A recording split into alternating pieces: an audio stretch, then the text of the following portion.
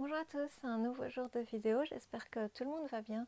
Et aujourd'hui j'avais envie qu'on aborde ensemble une question assez délicate qui concerne le bon sens marin et je vais certainement dire des choses qui ne vont pas plaire à beaucoup, mais pour moi, le bon sens marin n'existe pas et j'aimerais que tu te rentres ça dans la tête le plus tôt possible.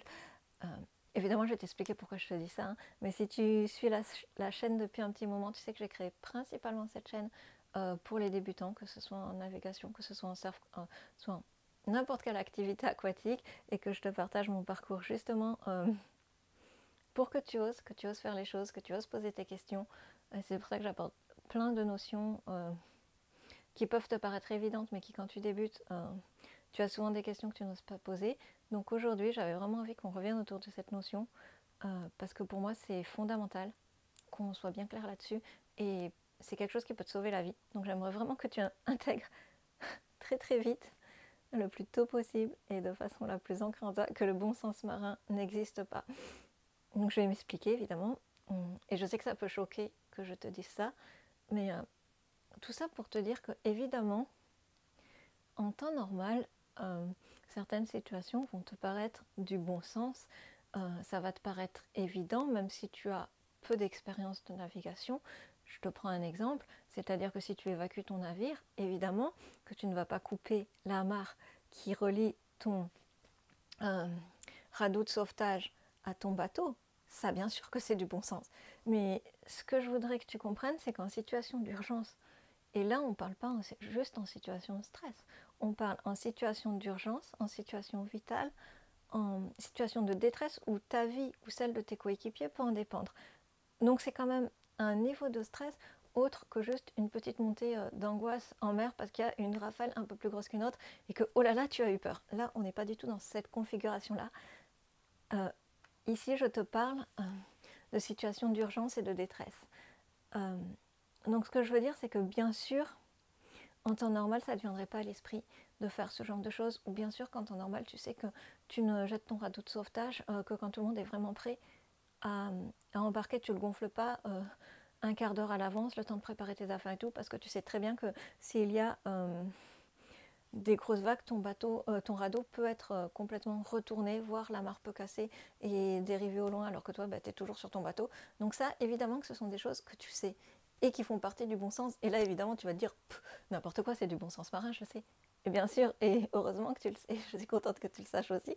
Ça prouve que tu as la lumière à tous les étages, si on peut dire. Mais ce que je veux vraiment que tu comprennes, c'est qu'en situation de stress intense et de stress, j'ai plus que du stress, j'ai envie de te dire de détresse, où ta vie et celle de tes coéquipiers en dépend, tu ne vas pas du tout avoir les mêmes réactions.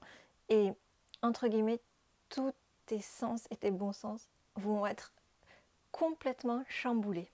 Je veux vraiment que tu le comprennes parce que si tu n'as jamais été en situation d'urgence ou de détresse, tu ne peux pas imaginer en fait. Et on ne sait jamais comment on va réagir dans ces moments-là. Donc ce que je veux que tu comprennes, c'est que dans ces moments-là, tes facultés de réflexion et d'analyse sont complètement modifiées et tu vas beaucoup réagir par automatisme, ce qui va nous amener à notre second point qu'on va aborder un peu plus tard. Tu vas vraiment fonctionner par automatisme, ton corps va réagir tout seul, tu n'auras même pas le temps de dire ouf. Et comme je te dis, si tu n'as jamais été en situation de détresse, tu peux pas vraiment le comprendre. Je vais te donner deux exemples qui me sont arrivés, c'était pas en mer, Dieu merci, mais ça m'est arrivé une fois dans Paris, dans le métro, je me suis pas fait agresser, mais j'ai eu un petit démêlé avec un pickpocket, que j'ai littéralement pris la main dans le sac. À cette époque-là, il faut savoir que je faisais pas mal d'arts martiaux, notamment du pencak silat, un art martial indonésien de défense, de self-défense. Donc je m'entraînais plusieurs fois par semaine et à ce moment-là, mon corps a réagi tout seul et paf, la petite manchette est partie au niveau des phalanges et la personne a lâché mon téléphone et finalement l'effet de surprise était tel que la personne s'est trouvée honteuse et est partie en courant. Bien sûr, mon idée première, c'était pas de lui casser la figure ou de faire un scandale. Je voulais juste en fait me mettre entre guillemets en sécurité, mettre mes affaires en sécurité. Et c'est ce qui s'est passé. Et tout ça pour te dire qu'à ce moment-là, j'ai pas du tout calculé ce qui se passait. Je ne me suis pas dit, oh là là, il y a une personne la main dans mon sac, j'ai fait tant d'années d'arts martiaux, alors je vais faire ci ou je vais faire ça. Pas du tout. À ce moment-là, la situation était telle, entre guillemets, l'agression arrivait à tel niveau, la réponse est partie comme ça, mais parce que j'avais répété et répété et répété encore ces mêmes gestes des centaines de fois en entraînement, donc je savais que, entre guillemets, pour une attaque de ce niveau-là, la réponse allait être telle, et mon corps a réagi tout seul, et en fait, ce n'est qu'une fois que la situation a été terminée, que j'ai repris mes esprits, que j'ai compris en fait ce qui se passait, que j'ai compris que je venais de taper la personne, et ça a été un réflexe. Pour moi, je me suis même pas dit je vais contre-attaquer comme ceci ou riposter comme cela, pas du tout. Mon corps a parlé tout seul parce qu'il avait l'habitude de se dire à telle situation, je réagis de telle façon. Et c'est ça que je veux que tu intègres, que tu peux intégrer au niveau maritime, quelles que soient les activités que tu pratiques, et que je veux que tu comprennes, c'est qu'en situation d'urgence, tu n'as plus les facultés, si on peut dire, entre guillemets, de réfléchir. Et bien sûr, là j'exagère pour te faire réagir et pour te faire prendre conscience de ce qui se passe en situation de détresse. Ça m'est arrivé aussi d'autres fois où je me suis retrouvée témoin d'accidents, donc là c'était pas grave du tout pour moi, et moi-même je n'étais pas en danger, mais de suite, en fait c'est arrivé à Noël dernier, je vais te prendre l'exemple le plus récent, à Noël dernier je descendais dans le Gers, je rentrais de l'aéroport, il était très tard, il était minuit et quelques, et une voiture en face nous fait avait les phares allumés, et un homme sur la route comme ça s'agite dans tous les sens, nous fait des grands signes. On ne comprend pas ce qui se passe, et ce n'est qu'au dernier moment qu'on a pilé, et qu'en fait avec les phares on a vu qu'il y avait une voiture complètement retournée sur la route, donc nous on a pu freiner, se mettre comment dire, à l'abri, on n'a pas du tout été blessés, mais de suite moi j'ai eu les réflexes, comme j'avais mes trucs de secourisme, comme j'avais en plus revu quelques semaines avant, je m'étais remis tous ces trucs en tête, je ne sais pas pourquoi, le plus grand des hasards, le destin peut-être. Donc je savais de suite, j'ai dit aux personnes qui étaient là, mais mettez des gilets de sécurité, il faut commencer avant tout par sécuriser les lieux pour éviter le suraccident, et après on s'est occupé voilà, de donner l'alerte, et surtout d'empêcher les gens autour, entre guillemets, de faire des conneries du style « Ah ben si, on va essayer de sortir la personne de la voiture, etc. » Et c'est là que tu risques justement de causer des lésions dramatiques, puisque là la personne était vraiment bien amochée quand même, et bon, peu importe, voilà. Mais c'est pour te dire que dans ces situations d'urgence, ta meilleure chance de survie, c'est d'appliquer des automatismes. C'est vraiment ça que je veux que tu comprennes. Voilà. En situation de détresse, tu te trouves dans un état de conscience un peu modifié, pas vraiment comme de l'hypnose, mais tu sais, tu es là sans être vraiment là, parce que ça te permet de gérer le stress. Tu es vraiment dans un état complètement modifié, et donc c'est ça que je veux que tu prennes conscience, c'est que ta meilleure chance de survie dans ces cas-là, c'est d'appliquer des procédures établies, des procédures préétablies qui ont fait leurs preuves. Donc c'est-à-dire que par exemple tu vas avoir des procédures à suivre si jamais tu as un incendie dans ton bateau, si jamais tu dois abandonner ton navire, si jamais tu coules, voilà. Tes meilleures chances de survie dans ces cas-là, c'est vraiment d'avoir des procédures déjà établies à l'avance et de les maîtriser, entre guillemets, sur le bout des doigts, de les connaître par cœur, pour que dans ces situations-là, ça soit un automatisme. Et tu n'aies plus à réfléchir et à te dire « Oh mon Dieu, là là, il y a le feu dans mon bateau, qu'est-ce que je fais ?» etc. Ce que je peux te conseiller, du coup, c'est si tu peux suivre des stages, que ce soit de premier secours, que ce soit de sécurité en mer, etc., je t'encourage évidemment à le faire. Je t'encourage aussi à préparer justement à l'avance ce genre de choses sur ton bateau. Alors évidemment, je ne te dis pas de mettre le feu à ton bateau pour voir comment tu vas réagir. Mais par exemple, tu peux très bien faire une simulation d'incendie. Tu vois des amis, tu dis tiens, admettons le feu est là, est-ce que je peux accéder jusqu'à mon extincteur, ou est-ce que ah ben non, il faut que je traverse la moitié de mon bateau et que je passe au travers du feu parce que on a mis l'extincteur tout au bout de la cabine avant, alors que la cuisine est près de la porte, et que du coup on peut juste pas accéder à la cabine à l'avant du bateau pour aller chercher l'extincteur. Tu vois, c'est des petites choses comme ça auxquelles tu peux déjà réfléchir, pour lesquelles tu peux préétablir des plans.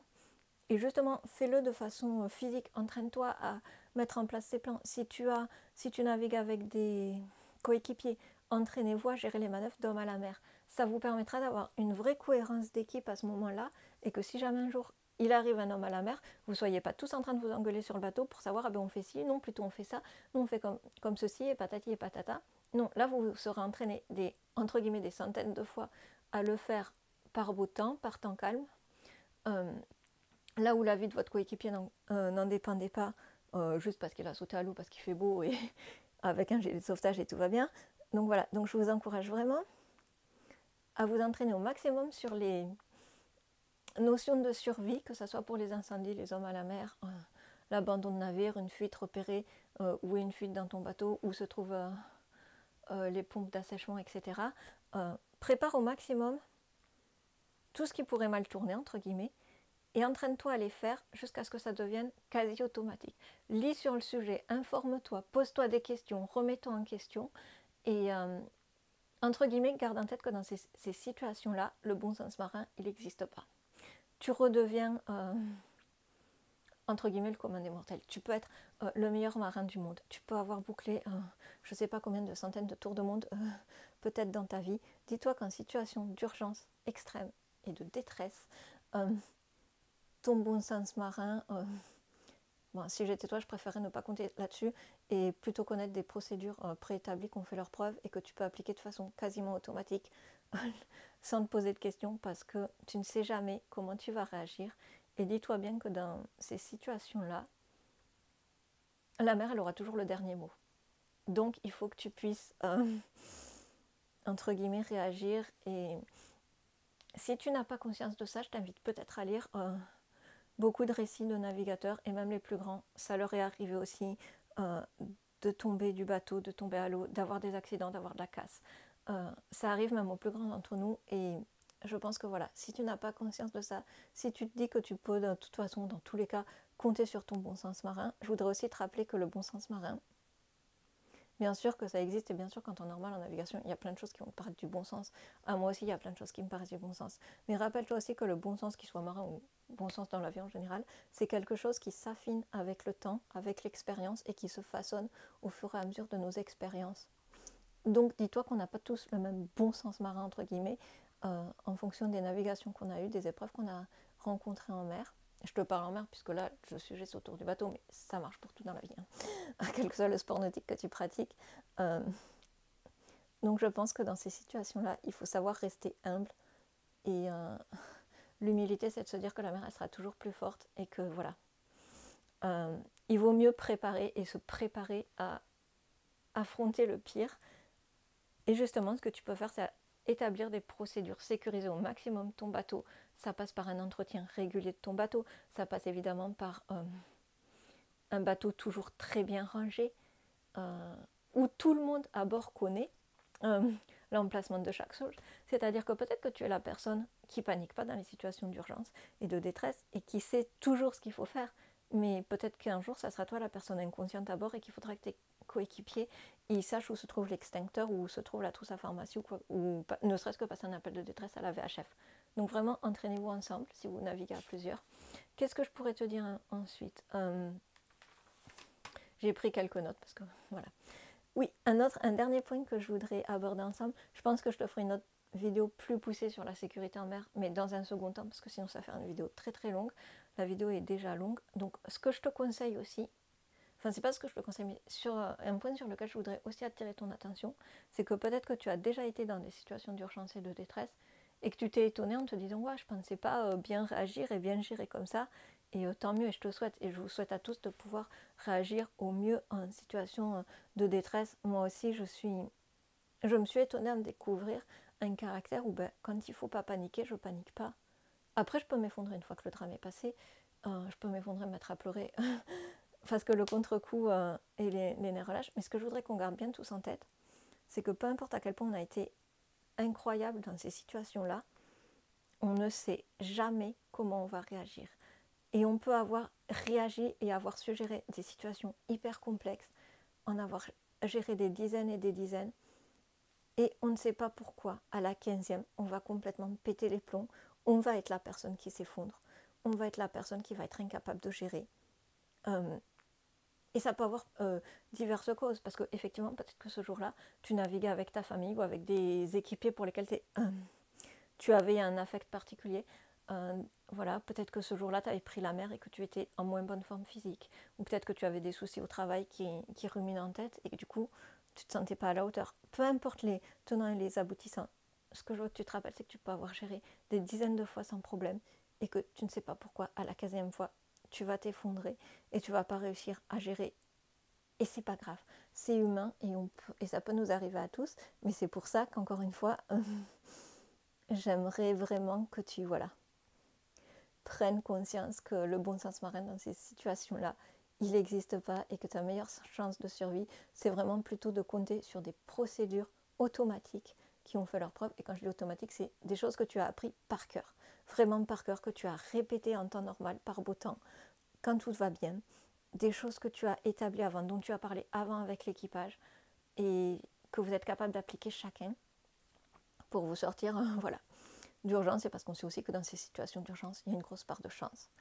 Mais voilà, la chance, elle a de meilleures façons de fonctionner, de tourner en ta faveur, si justement tu as les bons réflexes. C'est ça, et c'est vraiment ça de quoi il est question en situation de détresse. C'est de réflexes. C'est que tu vas même pas réfléchir, ça va être un réflexe. Tu vas avoir l'incendie, tu vas avoir le réflexe de mettre tel et tel moyen en œuvre pour arriver jusqu'à l'extincteur. Tu vas avoir un homme à la mer. De suite, comme tu auras répété des centaines de fois avec ton équipage, les manœuvres à faire, de suite vous saurez quoi faire.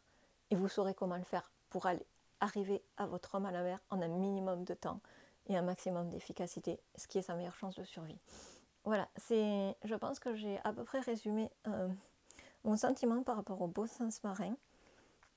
J'espère ne pas t'avoir contrarié quand je te dis que le bon sens marin n'existe pas. Évidemment, je dis ça de façon un peu provocante, mais c'est pour te faire réagir. Et justement, j'insiste vraiment sur ce point, pour te faire comprendre que ta meilleure chance de survie en situation de détresse, c'est d'accepter que que tu ne contrôles rien, que tu redeviens un débutant à chaque fois, entre guillemets. C'est-à-dire que la mer sera toujours plus forte que toi. Donc ta meilleure chance de survie dans ces cas-là, t'as pas le temps, en fait, en situation de détresse, tu n'as pas le temps de réfléchir.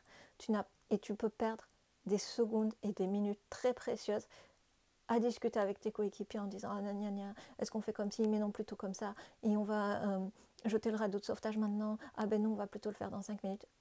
Dans ces moments-là, plus de temps tu passes à réfléchir, à essayer de trouver dans ton bon sens marin une tactique pour te sortir de danger, plus tu perds des minutes et des secondes très précieuses qui auraient pu te mettre en sécurité. C'est pour ça que je te conseille vraiment d'avoir des stratégies déjà établies, d'avoir des procédures qui ont fonctionné. Évidemment, tu sais que je t'en ai parlé dans beaucoup de vidéos, mais tu sais que je t'encourage à suivre des formations et des stages, que ce soit de premier secours, que ce soit de sécurité en mer. C'est des choses vraiment pour lesquelles je t'encourage et pour lesquelles je continuerai à t'encourager et pour lesquelles je vais continuer à te partager plein de choses à ce sujet.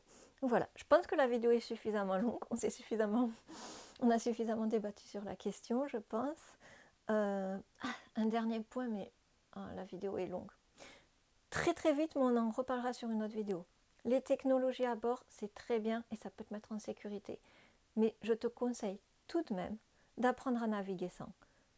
Quand je te dis, je te parle des technologies modernes, pilote automatique, GPS, sondeur, etc. C'est très bien. Et c'est vraiment une sécurité pour laquelle il serait idiot de ne pas les utiliser et de s'en passer pour se mettre en danger. En revanche, je te conseille vraiment quand même d'apprendre à naviguer sans, d'apprendre à te repérer sans, justement pour éviter de te mettre en danger, le jour où tout tombe en panne, ça serait bête que ton navire il chavire juste parce que tu n'as pas été capable de lire une carte marine et de repérer les roches à fleur d'eau, etc. Donc voilà, on en reparlera sur une autre vidéo parce que ma vidéo est déjà beaucoup trop longue. Mais voilà, c'était juste un petit point supplémentaire pour te dire, apprends aussi à te passer des technologies qu'on a sur des petites navigations. Ça peut être juste des entraînements à la navigation sans, mais ça peut vraiment, là aussi, un jour t'ôter une épine du pied très douloureuse. Je te dis à bientôt. Surtout, prends soin de toi et mets-toi en sécurité. La meilleure des sécurités, c'est encore l'anticipation et la préparation. Et je te dis à bientôt, bonne navigation.